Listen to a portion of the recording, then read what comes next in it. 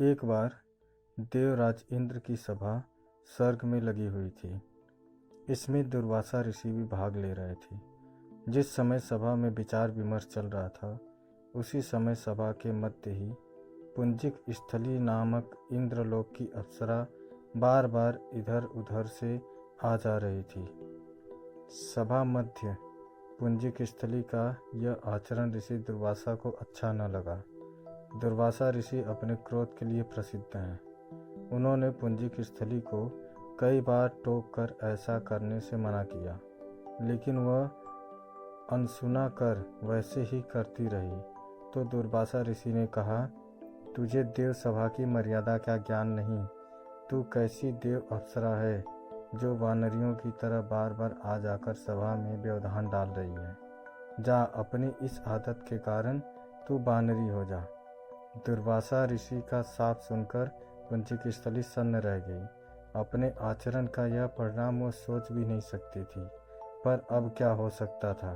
भूल हो चुकी थी, उसके कारण वह शापग्रस्त भी हो गई। उसने हाथ जोड़कर अनुनय विनय कर कहा, ऋषिवर, अपनी मूर्खता के कारण यह भूल मैं अनजाने में करती रही और आपकी वर्जना पर भी ध्यान न दिया।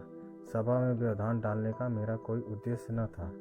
कृपया बताइए, अब आपके इस शाप से मेरा उद्धार कैसे होगा। अप्सरा की विनती सुनकर ऋषि दुर्वासा पसीजे। बोले, अपनी इस चंचलता के कारण अगले जन्म में तू वानर जाति के राजा विरस की कन्या के रूप में जन्म लेगी। तू देव सभा की अप्सरा है, अतः तेरे गर्भ से एक महान बलशाली यशस्वी तथा प्रभु भक्त बालक का जन्म होगा। पुंजिक अप्सरा को संतोष हुआ। पुनर्जन्म में वानर राज विरस की कन्या के रूप में उसका जन्म हुआ। उसका नाम अंजना रखा गया। विवाह योग्य होने पर इसका विवाह वानर राज केसरी से हुआ। अंजना केसरी के साथ सुखपूर्वक प्रभास तीर्थ में रहने लगी। इस क्षेत्र में बहुत शांति थी तथा बहुत से ऋषि आश्रम बनाकर यज्ञादि करते रहते थे। एक बार ऐसा हुआ कि वन में विचरने वाला शंखबल नामक जंगली हाथी प्रमत्त हो उठा तथा वन में उत्पात मचाने लगा।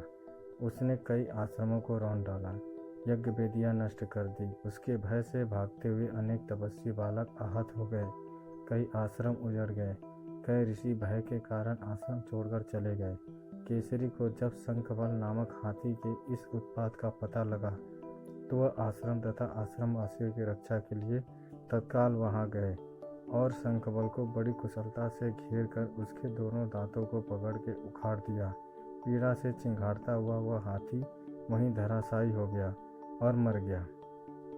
आश्रम की रक्षा के लिए अचानक पहुँचे तथा हाथी को मारकर आश्रमवासियों की निर्भय कर देने वाले केसरी का ऐसा बल देखकर ऋषि मुनि बहुत प्रसन्न हुए और केसरी के पास आकर आशीर्वाद देते हुए कहा, वानर राज केसरी, जिस प्रकार आप आज हम सबकी तथा आश्रम की रक्षा की, इस प्रकार भविष्य में तुम्हारा होने वाला पुत्र पवन जैसा वेग वाला होगा तथा रुद्र जैसा महान बलशाली होगा।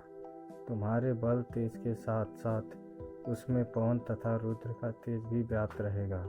केसरी ने कहा, ऋषिवरों, मैंने तो बिना किसी कामना के प्रमत्त हाथी को, जो किसी प्रकार वश में नहीं आ रहा था, मारकर आपकी यज्ञ भूमि को निर्भय किया है।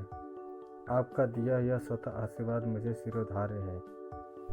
केसरी ऋषियों को प्रणाम कर चले गए। समय आने पर अंजना के गर्भ से एक बालक का जन्म हुआ।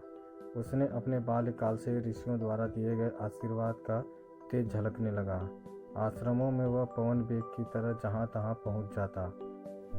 आश्रमों में विघ्न डालने वाले वन्य जीवों तथा दुष्ट व्यक्तियों को अपने अपार बल से खदेड़ देता। अपने इस पराक्रम से वह मदमत्त हो जाता तथा अपने साथियों के साथ वह आश्रमों में क्रीड़ा करने लगता। उसको खेलने से कोई रोकता तो वह उसको भी तंग करने लगता।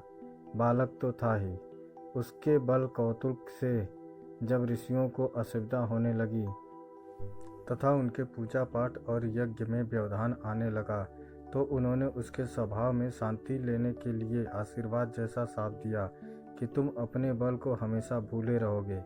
जब कोई तुम्हें आवश्यकता होने पर तुम्हारे बल की याद दिलाएगा, तब फिर तुम में अपार बल जागृत हो जाएगा। इससे वह बालक शांत स्वभाव का हो गया। केसरी नंदन यह बालक आगे चलकर हनुमान नाम से प्रसिद्ध हुआ।